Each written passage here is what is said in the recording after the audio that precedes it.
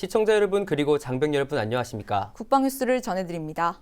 아덴만 여명작전의 주역인 해군 특수선 전단이 부대 창설 60주년을 맞아 실전과 같은 훈련을 선보였습니다. 테러나 납치 등 어떠한 상황에서도 국민을 보호하고 작전을 무사히 수행할 결의를 보여주는 훈련이었습니다. 김하영 기자가 보도합니다. 모형탑 위쪽에서 대테러 요원이 은밀히 후방 레펠로 내려옵니다. 창문을 확보한 후 대형 사다리 구조물을 장착한 차량이 달라붙고 공격팀이 순식간에 건물 안으로 돌입합니다. 해군 특수전 전단이 창설 60주년을 맞아 선보인 특수전 훈련 시연 현장입니다. 1955년 11월 9일 총 33명의 해군 수중 파괴대로 창설된 해군 특수전 전단은 북한 잠수함 수색작전과 천안함 인양, 세월호 실종자 구조작전 등 가장 위험한 임무를 맡아왔습니다. 특히 2011년 아덴만 여명작전을 완벽히 수행하면서 대한민국 해군의 위상을 전 세계에 떨친 바 있습니다. 암벽 등반과 기동사격 훈련을 통해 빈틈없는 작전 수행 능력을 선보인 해군 특수전 전단은 아덴만 여명작전 당시의 상황을 가정해 선박 장악과 인질 구출 훈련을 실시하는 것으로 이날의 시연을 마쳤습니다. UTCL 요원들의 강인함을 국민들께 보여드림으로써 믿음과 신뢰를 드리기 위해 이번 행사를 개최하게 되었습니다. 국가 안보와 국민의 안전을 위해 항상 최선을 다하는 강인한 UTCL 요원이 되겠습니다. 해군 특수전 전단은 이날 훈련 외에도 특수전 장비를 전시하는 자리도 가졌습니다. 해군 특수전 전단은 테러 등 어떠한 위협에서도 국민을 보호할 능력을 갖추고 국가 안보와 국민의 생명을 위해 바다에서 목숨을 바칠 각오로 오늘도 훈련에 매진하고 있습니다. 국방뉴스 김하영입니다. 국방부가 3D 프린팅을 통해 부품을 생산하는 새로운 방법을 도입했는데요. 단종된 부품을 공급해 예산을 절감하고 조달 기간도 단축하는 등 눈에 띄는 성과를 거두고 있습니다. 송민아 기자의 보도입니다. 국방부가 군수품 중 조달이 어렵고 단종된 부품을 최신 기술인 3D 프린팅을 활용해 생산 지원하는 방법을 도입해 큰 성과를 거두고 있습니다. 3D 프린팅 기법이란 디지털로 디자인한 데이터를 이용해 소재를 층층이 쌓아 올려 3차원으로 물체를 제조하는 방법을 말합니다.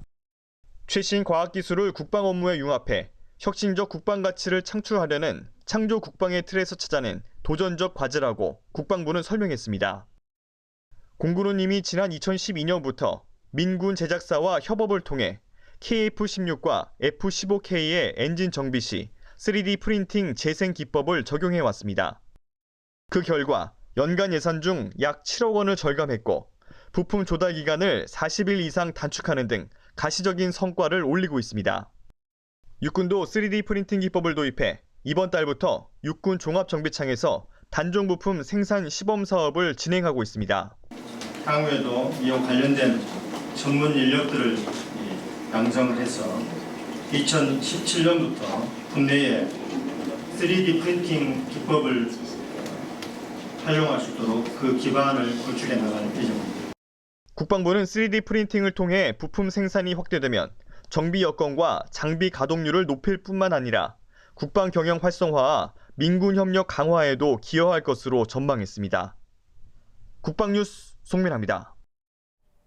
해병대 사령부가 급변하는 전략 환경과 해병대 미래 역량 확충이란 주제로 제13회 해병대 발전 심포지엄을 개최했습니다.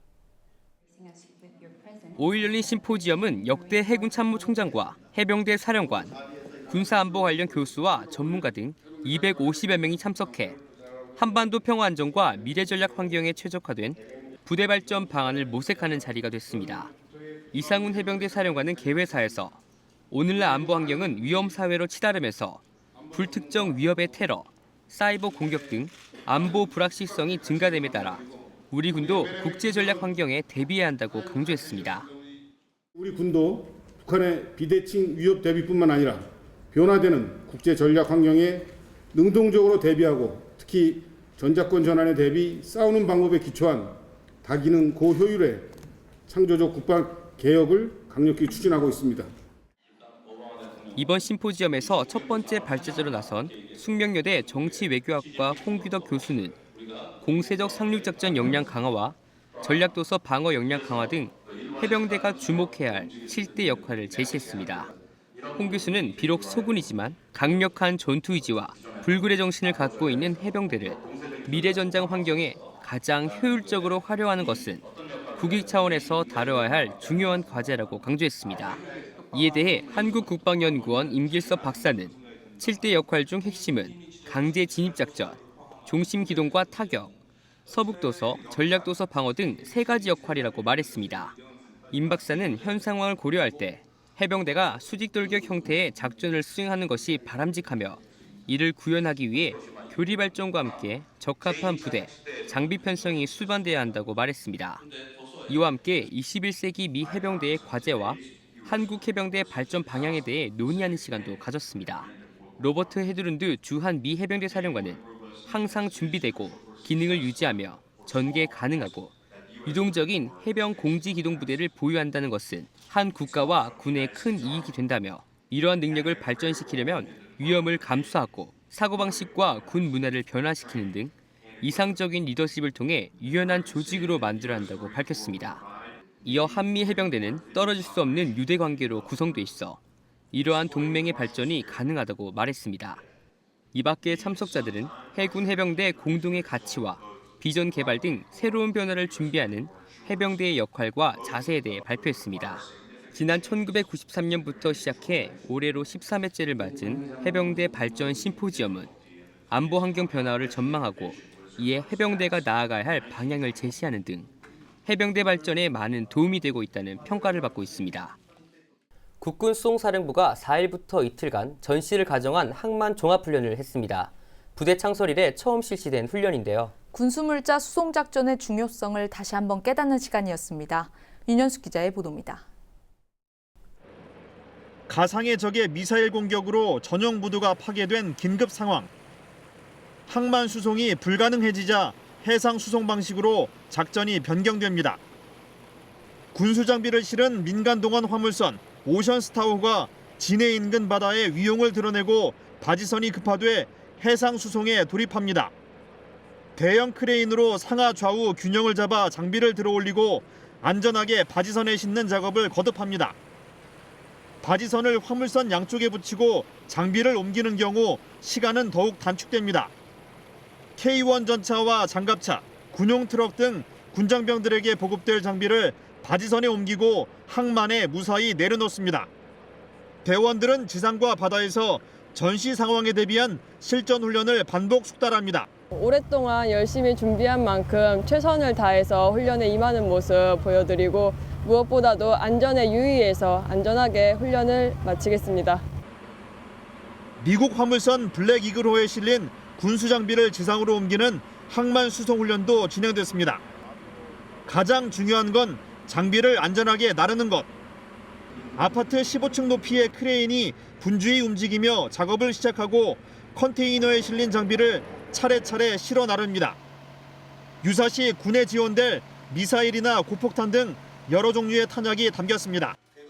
4일부터 이틀간 열린 훈련에는 국군 수송사령부 항만 운영단과 해군 등 14개 부대와 기관이 참가한 가운데 성공적으로 마무리됐습니다.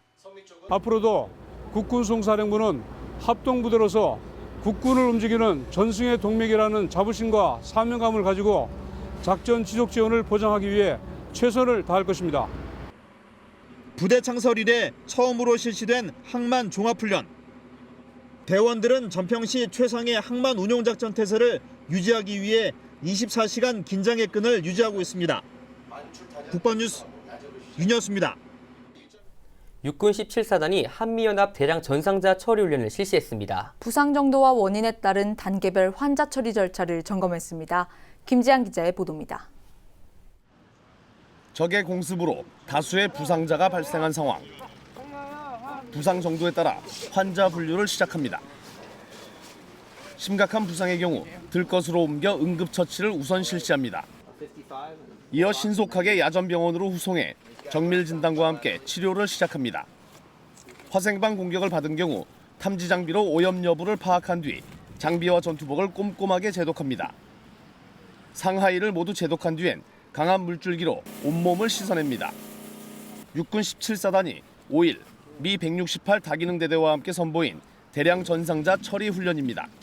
신체 부상과 화생방 오염으로 구분해 단계별 대응 절차를 점검했습니다. 이번 훈련을 통해서 각 양국은 대량 정상자 처치 능력을 확보함으로써 보다 전시의 임무 수행을 원활히 할 수 있는 능력을 갖추게 되었습니다. 이번 훈련에선 한국형 다목적 헬기인 수리온을 개조한 의무 후송 전용 헬기도 선보였습니다. 용인과 포천, 춘천에서 각각 한 대씩 운용될 의무 헬기엔 인공호흡기와 정맥 주입기, 심폐소생 장비가 갖춰져 있어 후송 중인 헬기에서 환자 응급 처치가 가능합니다. 작전 반경은 225km로 채공 시간은 최대 2시간 30분입니다. 조종사 2명과 군의관, 구조사, 승무원 각각 1명씩 모두 5명의 승무원이 탑승하고 한 번에 10여 명의 환자를 후송할 수 있습니다. 국방뉴스 김지한입니다. 방위사업청과 국토교통부가 11월 5일과 6일 이틀에 걸쳐 항공안전 세미나를 개최했습니다. 인천 스카이 리조트에서 열린 이번 세미나는 무인 항공기의 비행 안전성을 효율적으로 인증하기 위해 필요한 상호 협력 방안을 논의하기 위해 마련됐습니다. 세미나에서는 항공안전기술원과 국방과학연구소를 비롯한 민군 항공기 인증기관이 참석해 전 세계적으로 다양한 방면에서 활용되고 있는 무인 항공기가 항공안전에 미치는 영향을 고찰했습니다. 또한 무인 항공기 발전 추세와 군용 무인 항공기 적용 가망 인증 기준 등을 사례로 발표와 토론을 진행했습니다. 방위사업청과 국토교통부는 2013년부터 인증 관련 상호 협력을 위한 양해각서를 체결해 항공안전 증진과 항공산업 발전을 위해 교류하고 있으며 앞으로도 상호 협업해 나가겠다고 밝혔습니다.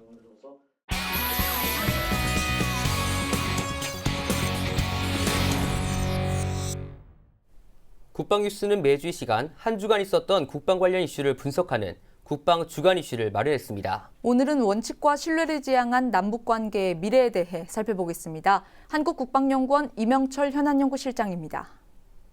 일단 8.15 합의로 도발, 경색, 대화가 반복되는 남북관계 악순환의 고리를 끊고 남북관계가 선순환적으로 발전할 수 있는 계기가 마련된 것으로 평가되고 있습니다. 우리 측은 남북관계 및 한반도 문제에 있어 외교적 주도권을 확보한 점에 의의를 두고 있으며 북한 측 역시 이번 합의를 통해 남북 간의 대화 채널을 복원하고 소원해진 주변국과의 관계 개선에 보다 적극적으로 나설 수 있다는 판단을 가지고 있기 때문입니다. 그렇다면 주변국들은 동사태를 어떻게 판단하고 앞으로의 미래를 어떻게 전망하는 것일까요? 먼저 미국은 목함 지뢰로 촉발된 도발 국면이 더 큰 충돌로 이어지지 않은 데 대해서는 안도하면서도 8.25 합의에 따른 북미 관계의 변화는 없다는 입장에는 변화가 없습니다. 내년 대선을 앞두고 오바마 행정부가 북핵 문제에 적극적으로 나서기보다는 이란 핵 합의와 쿠바와의 관계 정상화 등 이미 이루어놓은 업적을 다져나가는 데 주력할 것으로 보이며 남은 임기 동안 북핵보다는 시급한 우크라이나와 시리아 문제 해결에 외교 역량을 집중할 것으로 전망되고 있습니다. 한편 일본은 이번 합의 이후에도 남북관계와 동북아 정세의 변화를 예의주시하면서 한일 관계 개선에 긍정적으로 작용하기를 기대하고 있는 것으로 볼 수 있습니다. 또한 중국은 시진핑 집권 이래 북핵 불용이라는 대원칙 아래 채찍과 당근을 병행하여 북중 관계의 재정립에 힘쓰고 있는 한 앞으로도 이러한 기조를 이어나갈 것으로 전망됩니다. 특히 북한이 장거리 미사일 발사나 4차 핵실험과 같은 추가 도발에 나설 경우 이전과는 달리 이를 수수방관하기보다는 국제사회의 제재에 동참하여 대북 압박의 수위를 높일 것으로 조심스럽게 전망할 수 있습니다. 끝으로 러시아는 우크라이나와 시리아 양대 전선에 깊숙이 개입하고 있는 상황에서 극동의 한반도 문제까지 개입할 여력이 없는 것으로 평가됩니다. 한마디로 요약하자면 북한은 남북관계의 악화를 무릅쓰고 당 창건일 전후로 장거리 미사일 발사나 4차 핵실험과 같은 군사 도발에는 나서지 않을 것으로 보입니다. 김정은 정권의 통치 기조가 강성 대국에서 경제 건설과 남북 관계 개선 쪽으로 옮겨간 점도 북한의 추가 도발성을 낮추는 요인이라고 할 수 있겠습니다. 만일 북한이 군사 도발에 나설 경우 위협 카드의 효용을 극대화할 수 있는 금년 11월부터 내년 3월 사이에 장거리 미사일 발사와 4차 핵실험에 나설 가능성이 더욱 큰 것으로 보입니다. 물론 이 경우에도 우주의 평화적 이용과 우리 측 미사일의 사정거리 연장 등을 빌미로 나설 개연성이 다분한 것으로 전망됩니다. 결국 북한이 8.25 합의를 준수하고 추가 군사 도발에 나서지 않도록 전방위적인 대북 설득 노력과 주변국 외교가 병행되어야 할 것입니다. 이를 위해 김정은에게 이번 8.25 합의 준수가 남북관계를 개선하고 국제사회에서 새롭게 거듭날 수 있는 흔하지 않은 기회임을 명확히 밝힐 필요가 있습니다. 즉 대남 도발에는 반드시 응징이 따른다는 원칙을 견고히 해나가는 가운데 남북 간의 합의 이행 여부에 이전보다 높은 기준을 적용함으로써 북한이 도발을 통한 추가 보상 유혹에 빠지지 않도록 해야 할 것입니다. 끝으로 동맹인 미국 측에 북핵 문제를 비롯해 한반도 문제 해결을 위해 중국과의 전략적 협력 관계를 다져나가고 있음을 주시시키면서도 한미일 안보 협력 강화를 통해 중국 경사론을 불식시켜 나갈 필요가 있을 것입니다. 국방주간 이슈의 이명철이었습니다.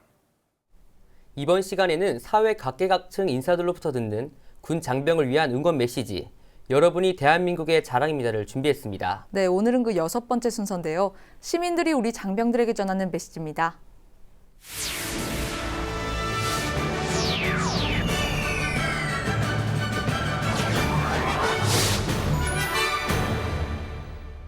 국군 장병분들 앞으로도 그리고 그 전에도 많은 힘든 일들이 있었을 거예요.